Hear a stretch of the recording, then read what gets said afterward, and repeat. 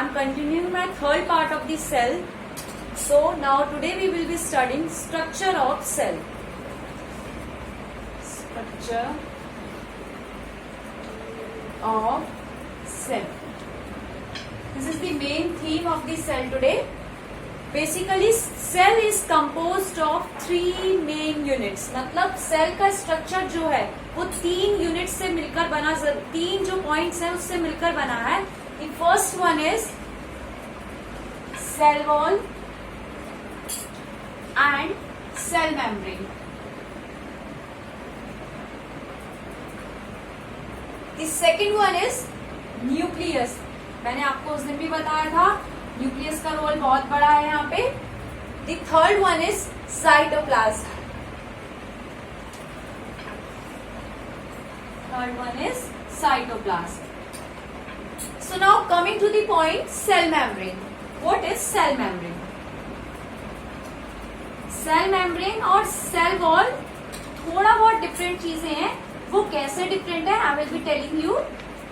Cell membrane किसी भी cell की आउटर मोस्ट लेयर को हम क्या कहते हैं? सेल मेम्ब्रेन कहते हैं. मान लीजिए मैंने ये सेल आइडेंटिफाई किया है and the covering of this means जो कवरिंग है बाहर की लेयर है it will be the thin layer. Elastic होगी, डेलिकेटेड होगी. वो जो थिन लेयर है उसे मैं क्या नाम दे रही हूं यहाँ पे? Cell membrane. So now coming to the point, I will be telling you the definition and you will be writing it. Functions भी बताऊंगी और definition भी बताऊंगी. Write it. Cell membrane. It is the outermost covering,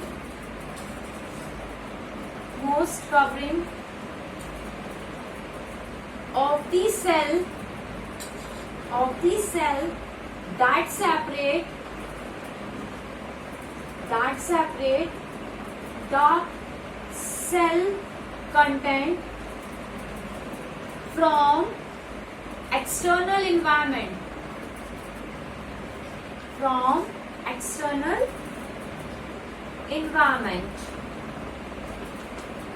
It is the outermost layer of the cell that separates the cell. मतलब वो किसी भी cell को सेपरेट करता है किससे? कोई भी बाहर आने जाने वाली सब्सटेंस से या चीजों से. Now coming to its function. Function क्या होता है इसका? Right it down. फंक्शन इसका होता है it allows the flow of substance, limited substance in and out. ठीक है, ये किसी भी सेल में इन और आउट फंक्शनिंग कराने का काम करता है. So write it function.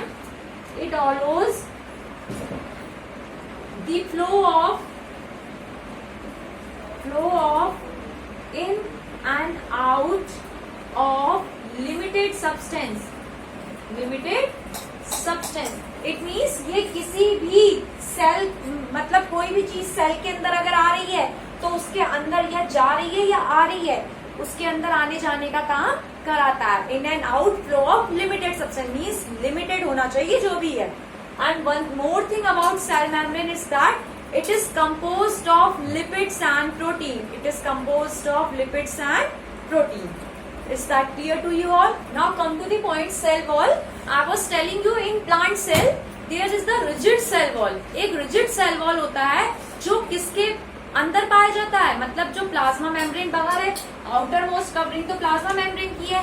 Cell wall अंदर पाया जाता है. ठीक है, रिजिड सेल वॉल होता है प्लांट सेल में. ठीक है, वो अंदर है और उसके बाहर क्या है? प्लाज्मा मेम्ब्रेन है. Is that clear to you all? Cell wall is very rigid. मतलब सेल वॉल रिजिड बताया गया है प्लांट सेल के अंदर. सेल वॉल किससे मिलकर बना होता है? Carbohydrates. That is called cellulose. Cell wall cellulose से मिलकर बना होता है. Cell wall eukaryotic and prokaryotic plant cells के अंदर पाया जाता है. Cell wall eukaryotic, prokaryotic plant cells के अंदर पाया जाता है. नाउ सेल वॉल का फंक्शन क्या है? We will write here. See this, write this point. Cell walls function. इसका फंक्शन होता है cell wall protects the plasma membrane, ये किसको प्रोटेक्ट करता है? प्लाज्मा मेम्ब्रेन को प्रोटेक्ट करता है। फर्स्ट पॉइंट, ठीक है। दूसरा पॉइंट ये है कि सेल वॉल शेप देता है और रिजिडिटी देता है किसको? प्लांट सेल्स को। Write this, cell wall gives shape, rigidity to plant cell. Is that clear to you all? Cell wall कहाँ होता है? प्लांट सेल के अंदर होता है, और सेल मेम्ब्रेन कहाँ होता है? बाहर होता है, जो कि आउटर मोस्ट कवरिंग है। बहुत ध्यान से सुनिएगा, cell membrane outermost covering है, सेल वॉल अंदर पाया जाता है, ठीक है। और सेल वॉल किससे मिलकर बना होता है? सेलुलोज से मिलकर बना होता है। Write this point, it is made up of cellulose. ये क्वेश्चन अधिकतर पूछा जाता है, so mark it as the important point. Cell wall is made up of cellulose. Now coming to the second point, that was nucleus. Nucleus कैसा होता है? Oval shape like structure, oval जैसा structure है जिसका, वो क्या है? यहाँ पे न्यूक्लियस है। Nucleus is fluid like substance. Nucleus कैसा है? एक लिक्विड मटेरियल टाइप का है, जिसको हम न्यूक्लियोप्लाज्म के नाम से जानते हैं। ये जब पतला फ्लूइड है तो हम इसे किस नाम से जानते हैं? न्यूक्लियोप्लाज्म नाम से जानते हैं। न्यूक्लियस जो होता है वो बहुत ही डेंस होता है, सो nucleus is dense. Is that clear? Secondly, yes, inside the cell present in the form of liquid is called as nucleoplasm. न्यूक्लियोप्लास्ट, ठीक है। कोई भी चीज जो अंदर की तरह प्रेजेंट है, मतलब इनसाइड दिस न्यूक्लियस जो प्रेजेंट है, उसको हमने क्या नाम दिया है? न्यूक्लियोप्लाज्म, जो फ्लूइड स्ट्रक्चर में है। Is that clear to you all? Now अब हम देखेंगे इसके फंक्शंस क्या होते हैं। Coming to the functions, first function is that it stores the gene. ये स्टोर हाउस होता है किसका? जीन्स का। हम कहते हैं ना, वो हमारा जैसा दिखता है, वो कुछ कुछ काम हमारे जैसे करता है। किस लिए करता है? क्योंकि हमारी बॉडी में सेम जीन है। हम दो भाई बहन हैं, तो हम दो भाई बहनों के कैसे जीन होंगे? सिमिलर जीन हो सकते हैं, थोड़े बहुत मिलते जुलते जीन होते हैं। Nucleus is called store house of genes. Nucleus क्या कहलाता है? स्टोर हाउस ऑफ जीन कहलाता है। Now second function, what is the second function? It performs all metabolic activities. It performs all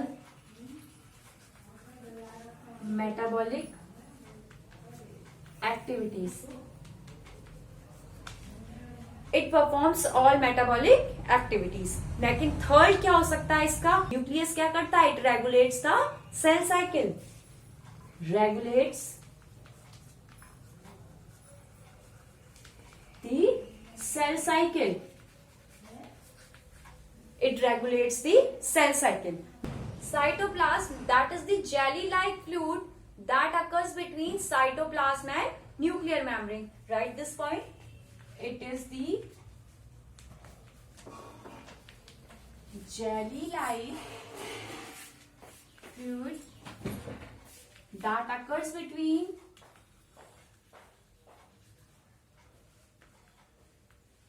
plasma membrane. Now everyone knows what is plasma membrane. हाँ, one thing I was telling you that plasma membrane और cell membrane एक ही चीज है। हाँ, plasma membrane है nuclear membrane. Nuclear membrane. What is the function of cytoplasm? It is the site of all metabolic reaction. It is the site of all metabolic activities like